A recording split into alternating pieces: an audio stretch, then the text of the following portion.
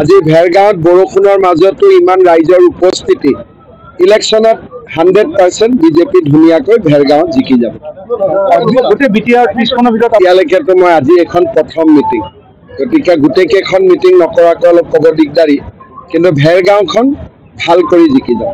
Sir 30 চনখন জিকিলে বা সংখ্যাগৰিষ্ঠতা পালে বিজেপিৰ CM জন হ'ব। চৰকাৰ বিজেপিয়ে বনাব যদি সংখ্যাগৰিষ্ঠতা পাওঁ, নাপাওঁ যদি লগত কাবাক ল'ব লাগিব। সংখ্যাগৰিষ্ঠতা CM জনো বিজেপি হ'ব। যদি বিজেপিয়ে সংখ্যাগৰিষ্ঠতা পায়, CM জন বিজেপিৰো হ'ব পাৰে বা আপোনাকো মাতি লৈ গৈ পাতিব পাৰোঁ, আপুনি যদি হ'ব খোজে।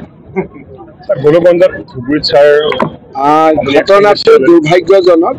জয়ন্ত মল্ল বৰুৱা ডাঙৰীয়াক পঠিয়াই অচিজনক আমি নিলম্বিত কৰিছোঁ। 5 দিনৰ ভিতৰত এটা ইনকুৱাৰী হ'ব আৰু যিসকল পুলিচে দৰকাৰতকৈ বেছি শক্তিৰ প্ৰয়োগ কৰিছিল তেওঁলোকৰ বিৰুদ্ধে আমি কঠোৰ ব্যৱস্থা ল'ম। যোনেই মানে আৰক্ষী অধীক্ষকে হওক বা আৰক্ষীৰ কনিষ্টবলে হওক, যাৰে নাম ইনকুৱাৰীত আহে তাৰে বিৰুদ্ধে আমি ব্যৱস্থা ল'ম। SITৰ প্ৰতিবেদনখন বৰ মই যোৱা ৰাতি অলপ পঢ়িছোঁ।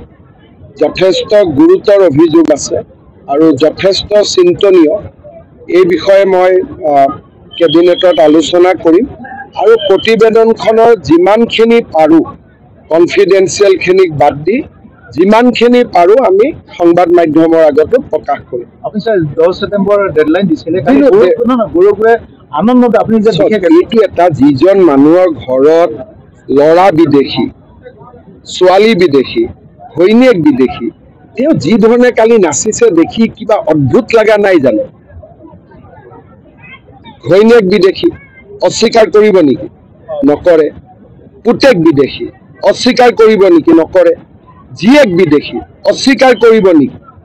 আজি যদি মই কংগ্ৰেছত থাকিলোহেঁতেন, মই ধাক্কা দি ষ্টেজৰ পৰা নামাই দিলোহেঁতেন যে মহাত্মা গান্ধীয়ে দেশ স্বাধীন কৰিলে, সভাপতিৰ ঘৰত 3টা পৰিয়ালে বিদেশী, সেই বাকী কেইজনে লগত যে নাচিছে তেওঁলোকৰ একো নাই কাৰণে এইবিলাক কৰি আছে। নহ'লে কাৰোবাৰ সন্মান থকা মানুহে কাম কৰে নেকি?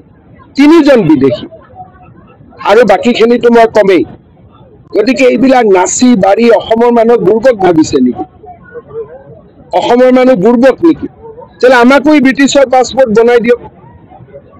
যদি ব্ৰিটিছতে পাছপৰ্ট হ'ব লাগে, চাহ বাগিচা ল'ৰাজনকো ব্ৰিটিছ বনাই দিয়ক, বড়ো মানুহজনকো ব্ৰিটিছ বনাই দিয়ক, ৰাভাজনকো ব্ৰিটিছ বনাই দিয়ক।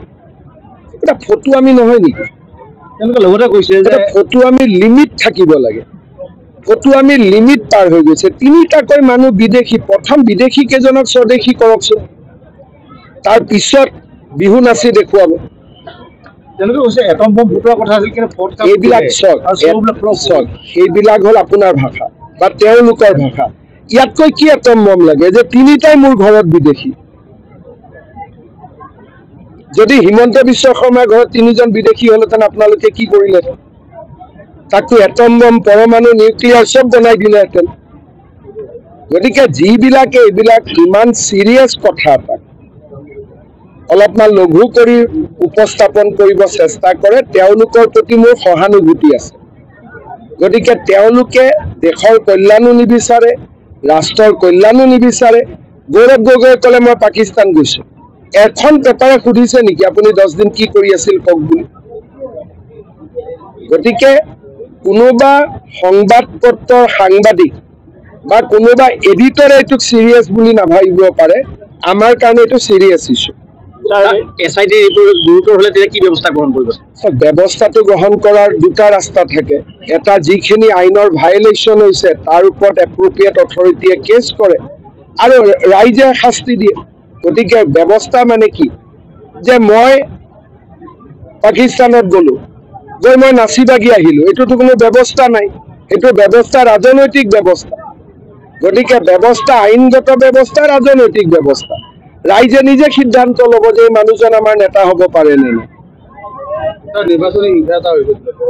এইবিলাক চলি থাকিব মোৰ মতে দিয়ে।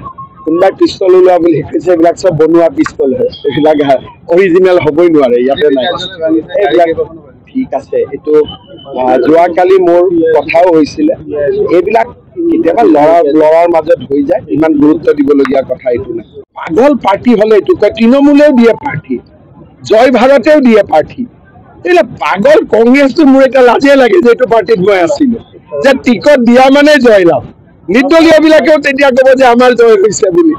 এইটো ৰাহুল গান্ধী টাইপ, হাৰিলে কয় মৰেল বিজয় হৈছে। 40 জন প্ৰাৰ্থী দিয়াটো এটা বিজয় হ'ব পাৰে নেকি? কিন্তু পগলা কথা কলে আপুনি কি কব? তাৰমানে গোটেই পাৰ্টিটোৰ ভেলু ক'ত নামি গৈছে তাকে এবাৰ চিন্তা কৰক। হ'ব, চবে মিলা মিছাত ইলেকশ্যন খেলিব। মই নাভাবো যে কিবা চিৰিয়াছ ইছ্যু আছে। ছাৰ, জনজাতীয়কৰণৰ ক্ষেত্ৰত আগে যিটো প্ৰস্তাৱ লোৱা হৈছিল সেই প্ৰস্তাৱটোৰ ক্ষেত্ৰত সেই প্ৰস্তাৱটো বিধানসভাই পৰিৱৰ্তন কৰিব লাগিব, নহলে ধৰি ৰাখিব লাগিব। সিদ্ধান্তটো বিধানসভাই কৰিব লাগিব না। নেক্সট ল'ব নেকি ছাৰ? আমি নৱেম্বৰত প্ৰতিবেদনখন দিম।